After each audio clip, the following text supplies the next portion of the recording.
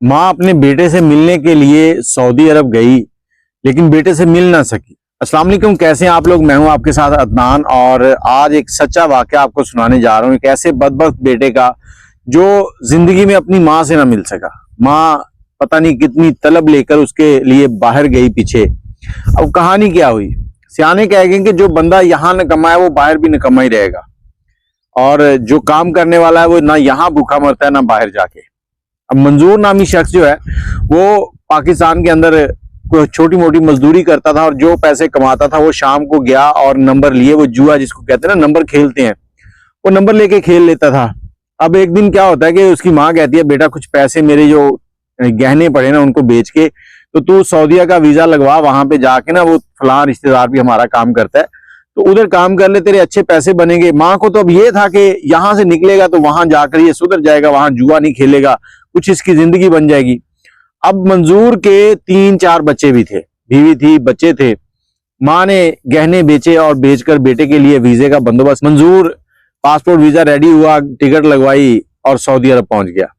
अब वहां पहुंचकर भी इसने वही काम शुरू कर दिए। पहले 1-2 महीने ठीक रहा, उसके बाद इसने वही काम शुरू कर दिए, और ना घर पैसे भेजता। बच्चे जो थे वो यतीमों की तरह पल रहे थे, कभी उनके कपड़े पूरे नहीं है, कभी वो सर्दी में ठिठर रहे हैं, बीमार हो गए, किसी मोहल्ले वाले ने दवाई ले दी तो ले दी, नहीं तो पड़े हैं।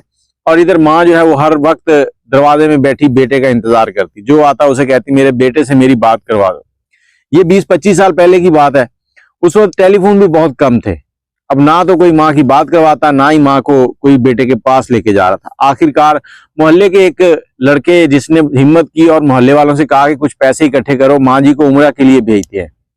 माँ जी को उम्रे के लिए भेज दिया। माँ जी उम्रे करने के लिए जैसी सऊदी अरब में उतरी है तो उनको उतना शौक मक्का मदीना देखने का नहीं था जितना उनको अपने बेटे से मिलने का था। अब उतर कर जैसे वो होटल में पहुंची तो उनको यही था कि मैं अपने बेटे को मिल लूं। अब माँ जी को ये नहीं पता था कि बेटे के पास जाने के लिए एड्रेस चाहिए, गाड़ी होगी, बेटा कहीं बाहर थोड़ी बैठा है। अब वो होटल के अंदर उसको ठहरा कर एजेंट जो है वो बाहर गया है, माँ जी उसके पीछे ही बाहर निकल गई हैं। जैसे ही रोड पे पहुंची है, बहुत ज्यादा रश था, चकरा गई, एक गाड़ी लगी है, नीचे गिर गई है और हॉस्पिटल पहुंची है। अब हॉस्पिटल में जैसे ही उनको होश आया तो शोर डाल दिया, मेरे बेटे से मिलवा दो, मुझे मंजूर से मिलवा दो। अब डॉक्टर परेशान है, सारे डॉक्टर अरबी हैं। उन्होंने देखा कि एक नर्स है जो उर्दू बोल लेती है, उस नर्स को बुलाया। जब वो नर्स आई तो उसने माँ जी से पूछा, उसने सारी कहानी सुनाई। अब माँ जी से उसने जब एड्रेस पूछा तो उसने जो एड्रेस बताया वो उस नर्स के ही गांव के साथ वाले गांव का, नर्स उसी इलाके की थी। कहते हैं अल्लाह ताला जब सीधी बातें करने, सीधे काम करने पे आए तो ऐसे हो जाते हैं, लेकिन जब अपनी औलाद ही समझदार ना हो तो फिर सीधे हुए भी उल्टे होते हैं। घर पे फोन किया, वो लड़के के घर, माँ जी के घर पे गए, वहां से उसके बेटे को फोन किया। अब बेटे को जब फोन किया तो बेटा कहीं बैठा जुआ खेल रहा था। बेटे ने जुआ छोड़ना मुनासिब नहीं समझा और कहा कि माँ को जाके मिल लेता हूँ। जुआ खेलते खेलते उसका कहीं झगड़ा हो गया साथ वाले लोगों से, और वहीं पुलिस केस बना और बेटा चला गया जेल। अब जेल चला गया, जेल से जब तक बेटा निकल के बाहर आना था, माँ जी का उम्रा खत्म हुआ, माँ जी पाकिस्तान पहुंच गई। माँ जी पाकिस्तान आने का नाम ही ना ले, एजेंट जो है बड़े जबरदस्ती उसको लेके आए।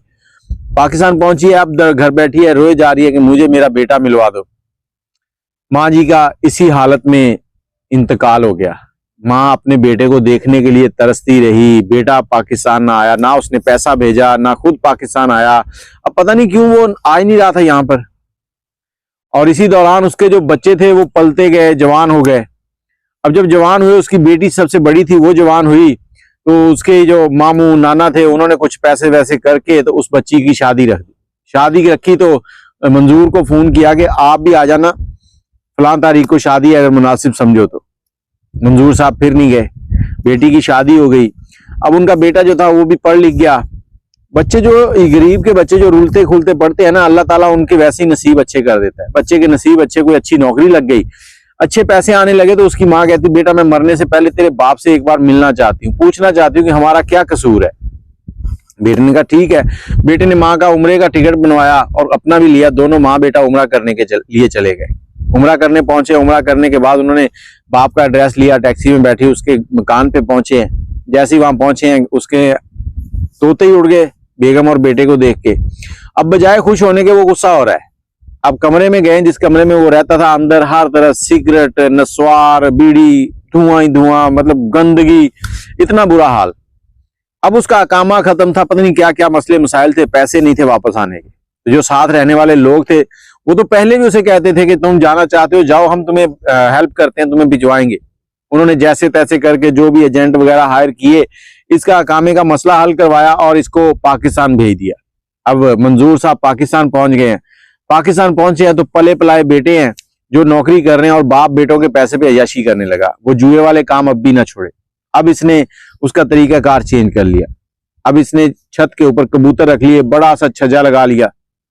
अब मोहल्ले वाले फिर परेशान होने लगे कि यार ये शख्स क्या कर रहा है, कि हम मोहल्ले में अच्छे खासे रहते थे, अब इसने छज्जा लगा लिया है, तरह तरह के लोग आते हैं इसके पास, छत पे खड़े होते हैं, हमारे घरों में माएँ बेटे बेटियां सब देख रही हैं, वो कोई शर्म व हया ही नहीं उसको।